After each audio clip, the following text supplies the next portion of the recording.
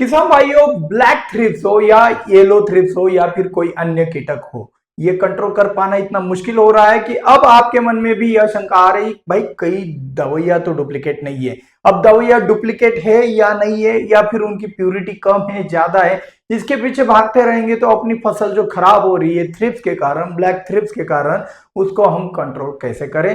यही सोचते रहेंगे तो भाई हमारा कंट्रोलिंग अगर समय पे नहीं हुआ तो अपनी फसल बर्बाद हो जाएगी, और इसी चक्कर में आपका जो दिमाग है ये घूम रहा है। तो आज के इस वीडियो के अंदर हम नई टेक्नोलॉजी एआई से, मतलब आर्टिफिशियल इंटेलिजेंस का इस्तेमाल करते हुए एक कॉम्बिनेशन बनाएंगे। और हाँ, यहाँ पे नई जनरेशन भी होगी, तो नई जनरेशन को भी पता चलेगा कि भाई एआई का कितना खूबी से इस्तेमाल हो सकता है, कितना प्रैक्टिकल है, कितना भाई दूर दूर तक इसका खेती से संबंध नहीं आता है। ये सब चीजें हमारे इस वीडियो के अंदर आपको पता चलेगी।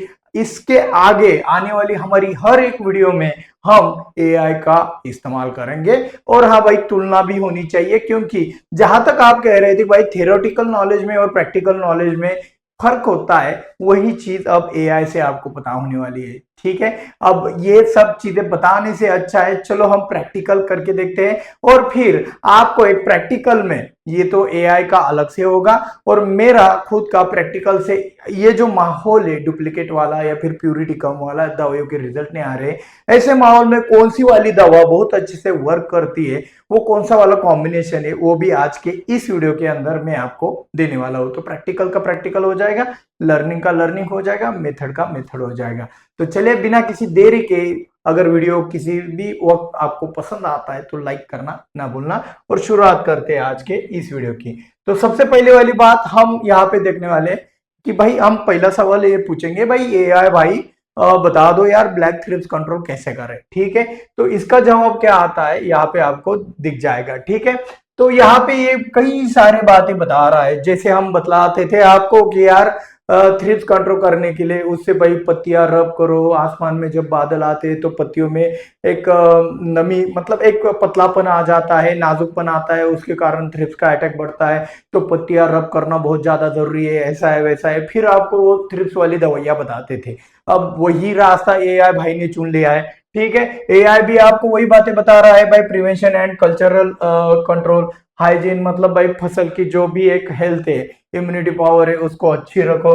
ठीक है, प्रून एंड डिस्ट्रॉय, मतलब भाई जो भी खराब वाले पौधे के हिस्से उनको कट कर दो, उनको खत्म कर दो, ट्रैप्स का इस्तेमाल करो, ये सब चीजें बता रहा है। इसी के साथ साथ यहाँ पे एक और अच्छी वाली बात एआई ने बताई है, वाटर मैनेजमेंट, जो हम भी आपसे कहते थे, अब ये इसका एक कंफर्मेशन आपको मिल गया है। भाई वाटर मैनेजमेंट भी अच्छा रखना इसलिए जरूरी है क्योंकि पानी होता है आपका एक प्रकार का नाइट्रोजन, मतलब water is equal to nitrogen होता है। जितना ज्यादा जमीन में पानी होगा उतना ज्यादा पत्तियों में नाजुकपन भी होता है। तो उसकी तुलना में एक तो भाई आप न्यूट्रिएंट से उसको रब बनाइए, या फिर पानी देते वक्त आप वापसा कंडीशन में दीजिए। ज्यादा अत्यधिक पानी भी खराब होता है और हद से कम पानी भी खराब होता है, तो वापसा कंडीशन में वाटर मैनेजमेंट रखिए। अवॉइड सर्टिंग क्रॉप्स, मतलब यहाँ पे एआई हमें बता रहा है कि भाई कुछ फसलें ही मत कीजिए जिसमें थ्रिप्स आते हैं, ये सजेशन मिल रहा है भाई एआई से। अब यहाँ पे बायोलॉजिकल कंट्रोल की भी बात उन्होंने बताई है।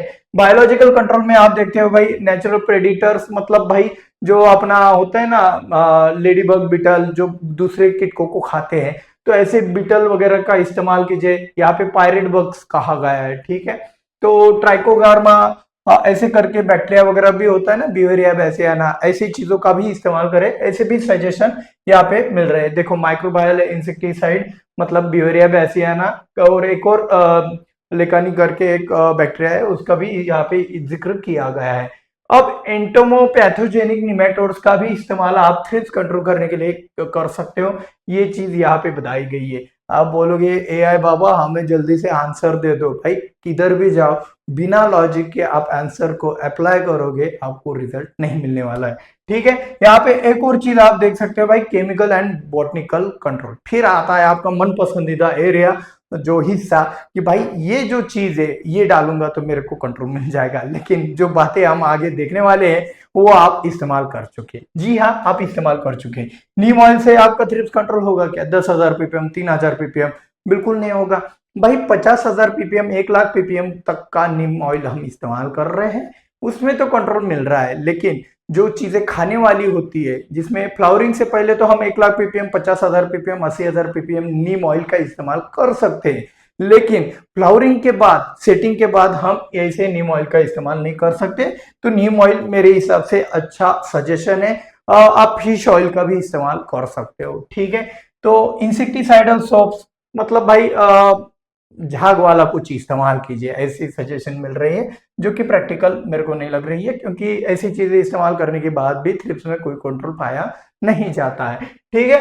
अब यहाँ पे केमिकल पेस्टिसाइड बता गए कि भाई ये जो केमिकल है आप इस्तेमाल कीजिए, आपको थ्रिप्स कंट्रोल मिल जाएगा। ये ऐसे पूछा हमने, ये भाई साहब ये चीजें मेरी नहीं है, मेरी तो आगे आने वाली है, ठीक है।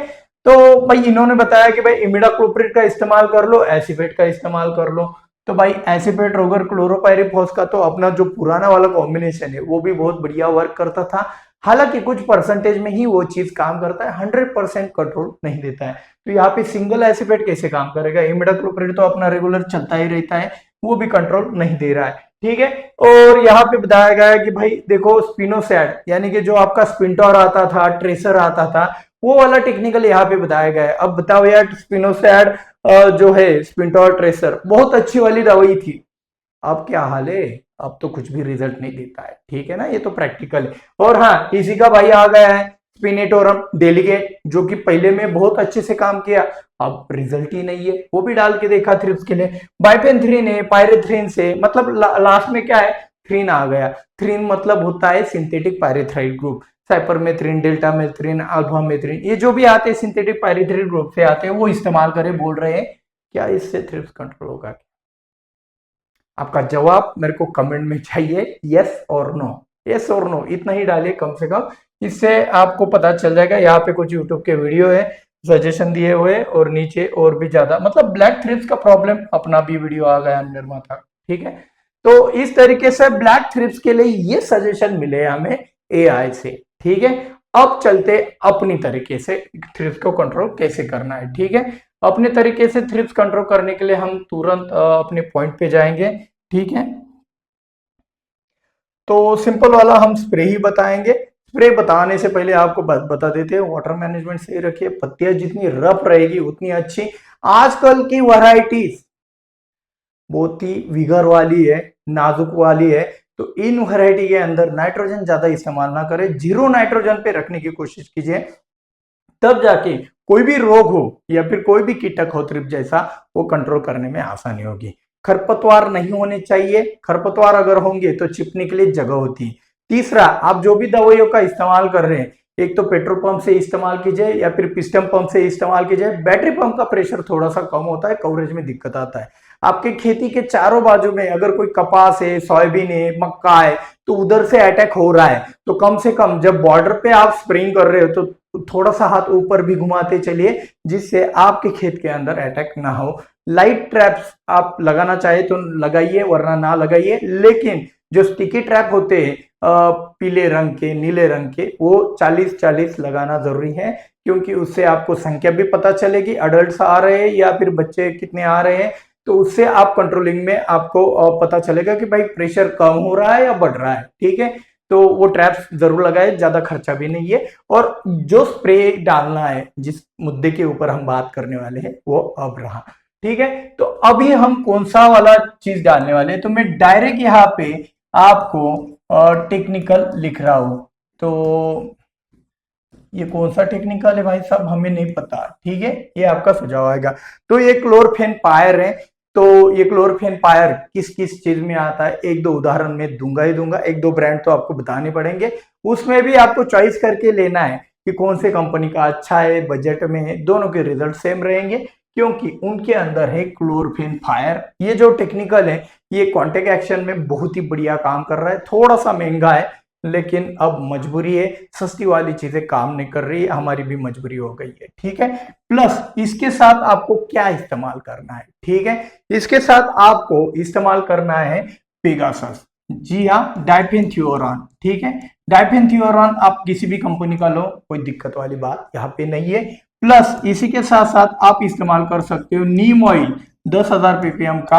अगर आपके यहाँ पे फूल खुली है फल बने नहीं है, फल से आपको कोई लेना देना नहीं, मतलब फल खाने में नहीं जाने वाले, तो आप 1 लाख ppm का नीम ऑयल भी ले सकते हो, या फिर आप ले सकते हो फिश ऑयल। ठीक है, तो फिश ऑयल का भी इस्तेमाल कर सकते हो।